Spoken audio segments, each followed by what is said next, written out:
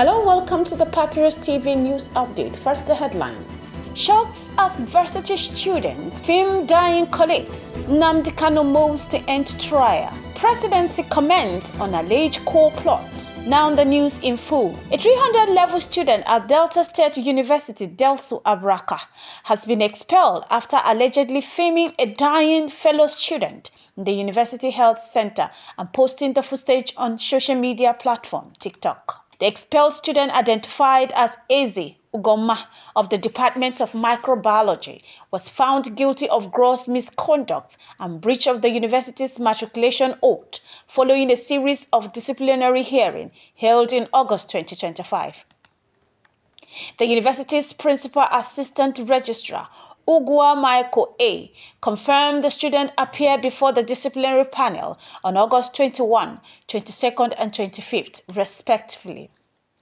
In a letter dated October 21, 2025, the university's vice-chancellor approved the committee's recommendation to rusticate the student for 4 semesters, beginning from 2025 to 2026 academic session. The student will be eligible to resume studies in the 2027-2028 session.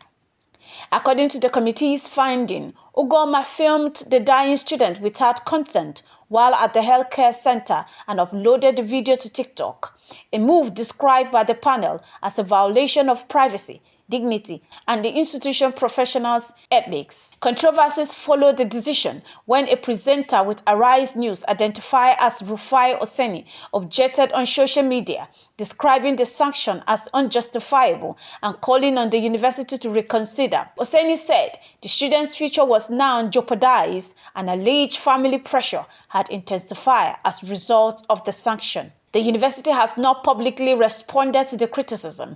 The sanction has sparked wide debate in academic circles about digital conduct, social media ethics, and student rights in Nigeria. What do you think? Was the student right? Let's discuss it in the comment section.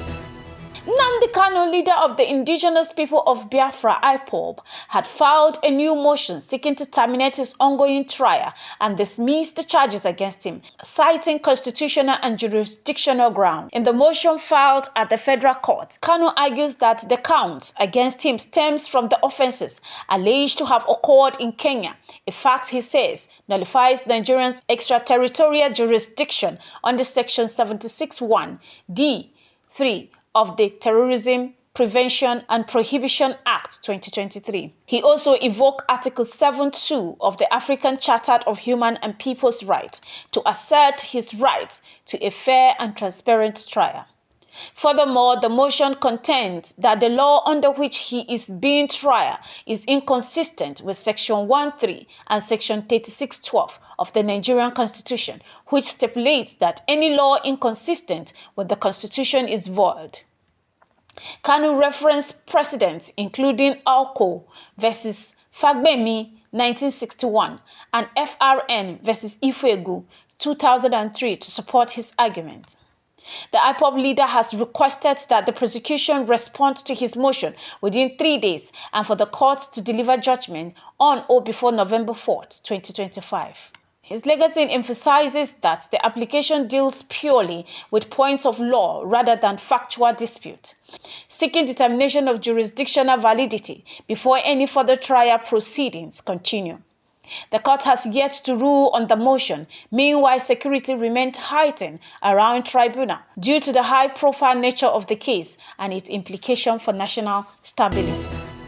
The presidency of Nigeria has issued an official response to recent media reports of an alleged co-plot, stating that the matter is under investigation and emphasizing that the government will take appropriate action in line with the law. The statement, released on Thursday, October 30th, did not provide detailed information on individuals involved or the specific nature of the purported plot. Instead, it reaffirms the administrative commitment to constitutional governance and the rule of law.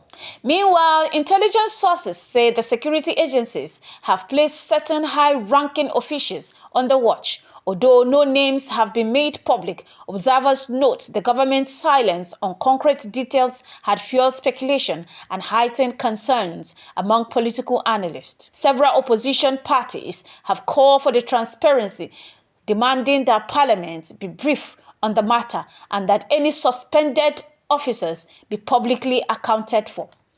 The presidency's comment marks the first time since the allegation incident surfaced that the government had publicly addressed the situation, suggesting both sensitivity and urgency. Security experts say that how the administration handles the investigation may shape perception of its ability to manage internal threats and maintain democratic norms. This is the Papyrus TV Africa.